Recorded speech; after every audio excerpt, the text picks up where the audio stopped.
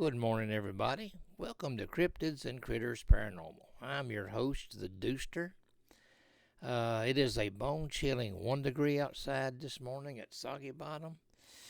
And after I got up this morning and made my rounds to make sure I didn't have any water pipes frozen, I made me a fresh pot of coffee.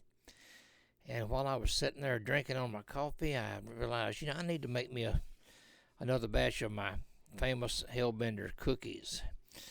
So, what are Hellbender Cookies, you might ask? Well, I did make a pic. I did make them this morning, and I did make a picture and put it on Facebook. I had several people asking for the recipe, and I started responding to everybody, and then I thought, I'm going to make a video of this, and then I can share the video link with them, and it would explain exactly how to do it. So anyway, today I'm going to tell you how to make my famous Hellbender Cookies.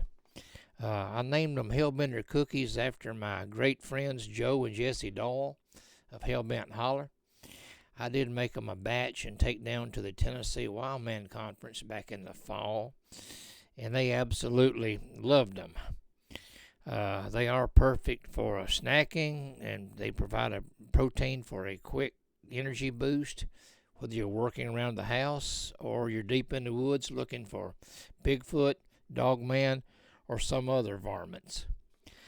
They are quick and easy to make, and if I had given it some forethought this morning before I made a fresh batch, I would have videotaped the entire process. Well, maybe next time. Excuse me.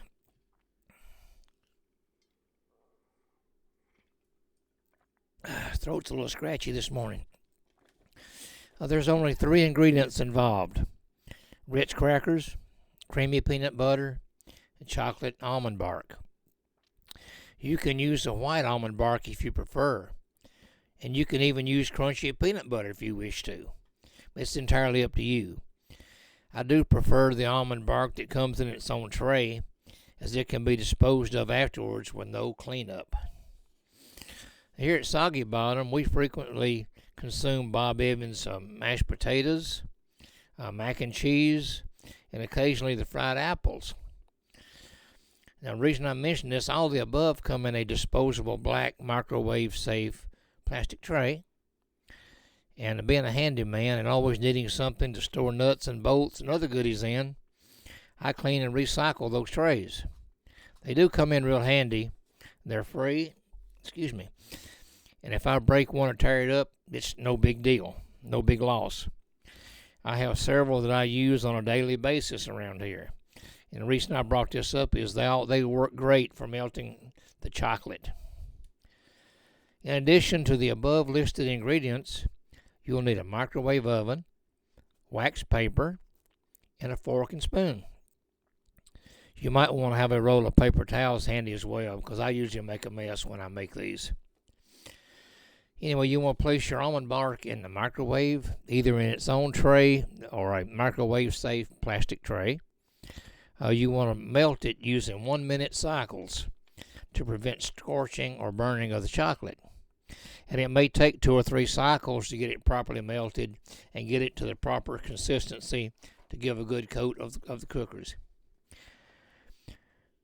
While the chocolate's been melted, spread a layer of wax paper on the counter or whatever surface you're using. You want to open a pack of Ritz crackers, and I usually stack them in a stack of 2. I usually pair them up and stack them in a stack of 2. And for a batch of 30 cookies, you'll need 60 Ritz crackers.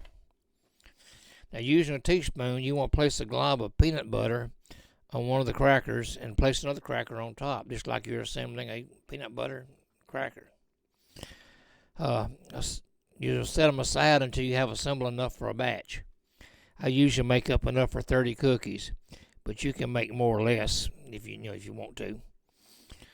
Once the peanut butter and crackers are assembled, it's time to coat them with the chocolate. If you haven't pre-melted your chocolate by this point, now's a good time to do it. You got your crackers all assembled. You want to melt your chocolate. Anyway, you want to remove it from the microwave after it's melted and make sure it is all melted properly. Place peanut butter and crackers in the chocolate, and be careful, it's hot. The size tray I use will allow me to put 6 in at a time. But you want to set the tray on the wax paper, and using a fork, push the crackers down into the chocolate to coat the bottom. You then use the same fork to flip them over, and you'll coat the top side. I usually spoon the chocolate over the top side to make sure it's well covered. And make sure you do this on the wax paper because it does get messy. Carefully slide the fork beneath the cracker and place on the wax paper to cool. And if you have any chocolate left over, you can either spoon more on top of your cookies or you can make more Hellbender cookies. You want to allow them to cool for several minutes, depending on the ambient temperature. Then remove them from the wax paper. Hopefully all the chocolate mess was contained on the wax paper, and you can wad it up and just toss it.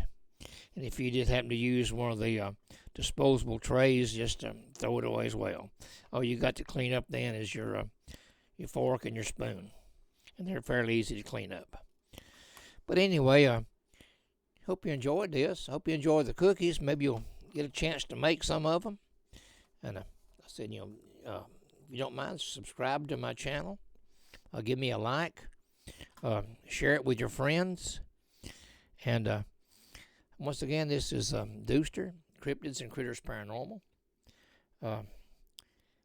Thank you for watching. Have a great day, and be careful out there.